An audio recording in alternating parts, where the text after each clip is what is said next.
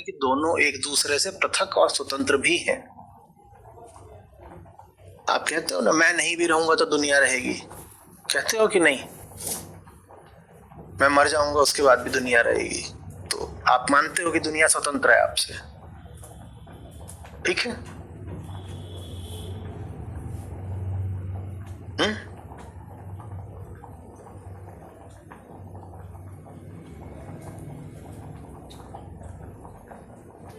इसी तरीके से हम ये भी मानने को तैयार हैं, उदाहरण के लिए, कि जलवायु परिवर्तन हो गया, खूब पृथ्वी बिल्कुल ऊपर नीचे हो गई, तो भी इंसान तो बचा ही रहेगा।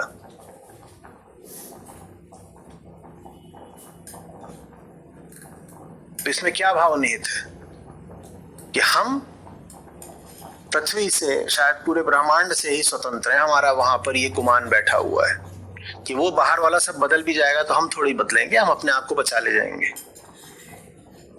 बाहर जो है वो सब बिल्कुल क्षत विक्षत, टुकड़े टुकड़े भी हो जाएगा तो भी इंसान किसी तरह बच जाएगा। सारी प्रजातियां मिट जाएंगी तो भी एक प्रजाति बच जाएगी हमारी। तो यहाँ क्या भाव है कि हम उससे ना, हम दोनों ही बातें मानते हैं। वो मुझसे स्वतंत्र है और मैं उससे स्वतंत्र हूं। यही जबरदस्त भ्रम है।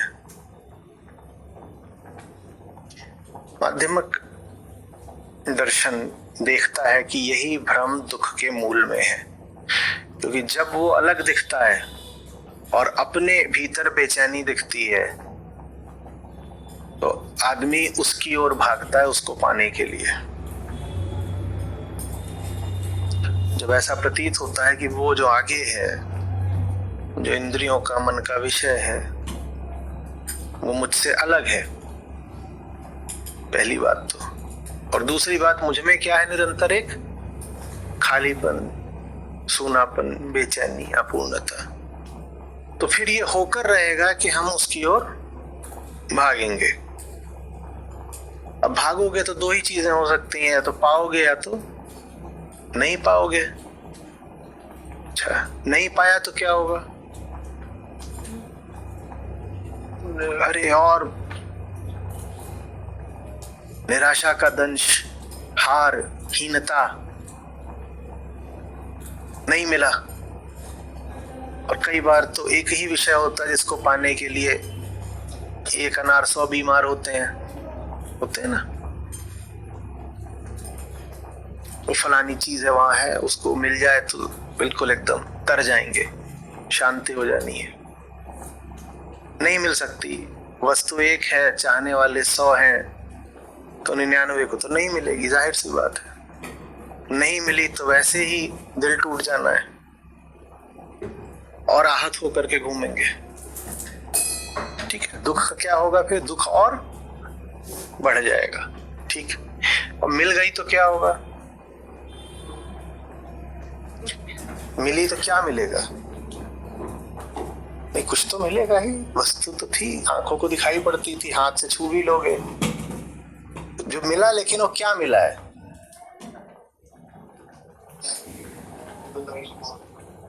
वो एसिडिटी के मरीज को एसिड मिला है, पी लो। वही मिला जो तुम्हारे पास पहले ही आधिक्य में है, प्रचुरता में है। वही मिला है जो तुम हो, जो तुम अपने भीतर लिए बैठे हो, वही और मिल गया।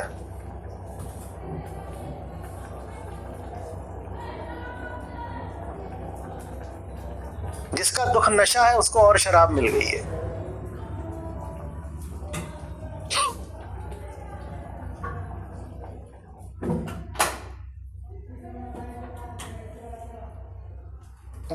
सारी बात समझ में।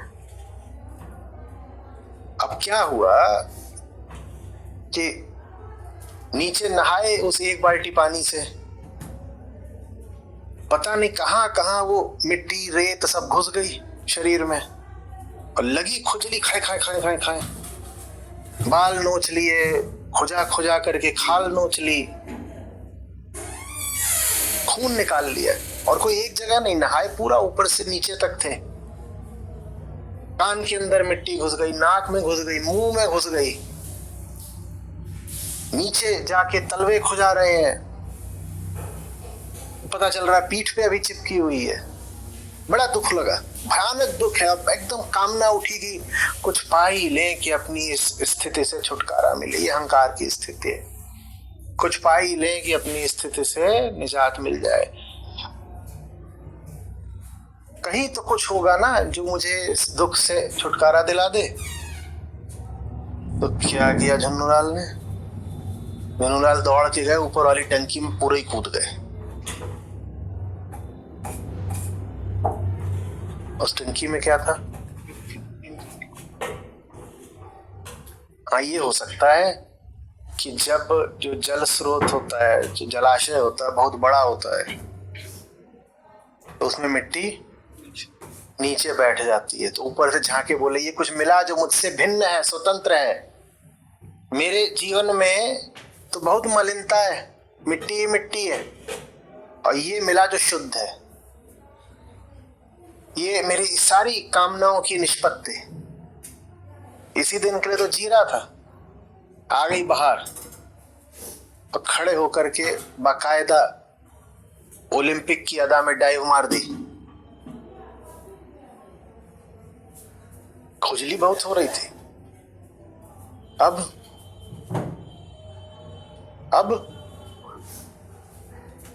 ये जीव की स्थिति होती है। तुम जिसकी ओर जा रहे हो, तुम उसे उससे भिन्न समझ रहे हो। जो तुम हो, जो तुम्हारे पास पहले से है, यहाँ कुछ भिन्न नहीं है। इस अर्थ में वो जो तुम्हें सामने दिख रहा है, चूंकि वो स्वतंत्र नहीं है, अतः वो नहीं है। इस अर्थ में तुम भी चूंकि उससे स्वतंत्र नहीं हो, अतः तुम नहीं हो। ये शून्यवाद है।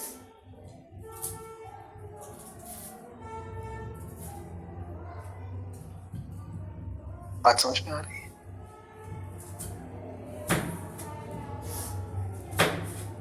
तो बौद्धों ने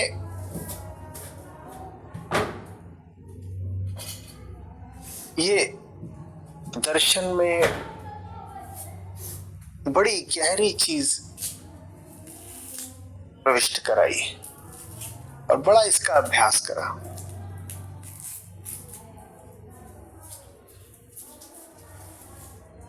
कहा कुछ कोई वजन नहीं है किसी बात में, हल्के हो जाओ।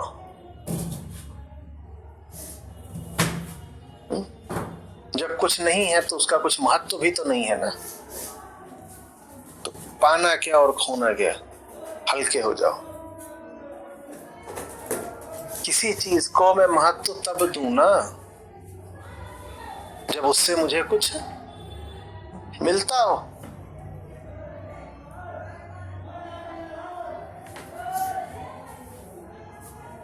और क्या चाहिए मुझे? कतई वो तो बिल्कुल भी नहीं जो मेरे पास, क्योंकि मेरे पास जो पहले से, उसी से तो मैं परेशान हूं, और वही और मिल गया तो परेशानी और बढ़ी जाएगी।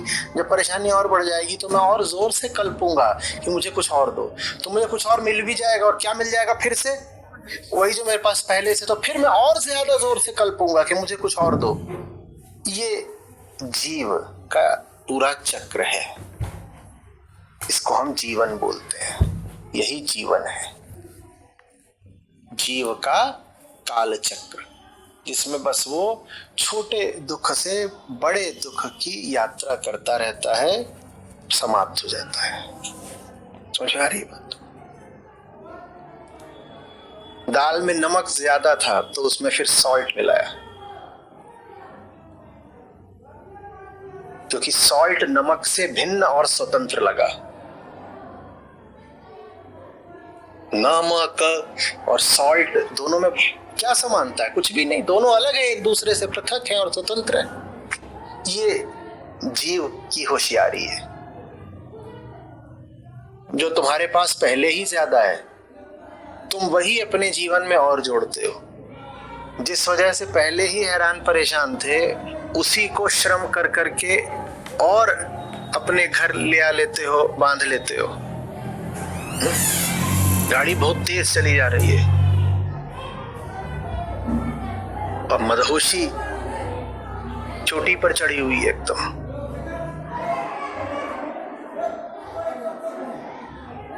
देखा कुछ सामने से आ रहा है, खट से पेडल दबा दिया। अरे दर्द उभर आया चेहरे पर, समझ गई? समझ गए बात को? जो तुम्हारे पास पहले ही अधिक था तुमने उसको और बढ़ा दिया। कौन सा पेडल दबा दिया?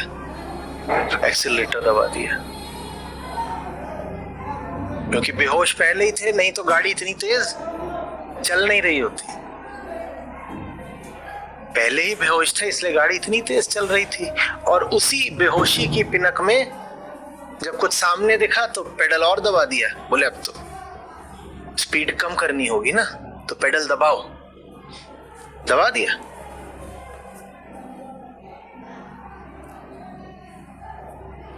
ये हम हैं। बात समझ में आ रही है?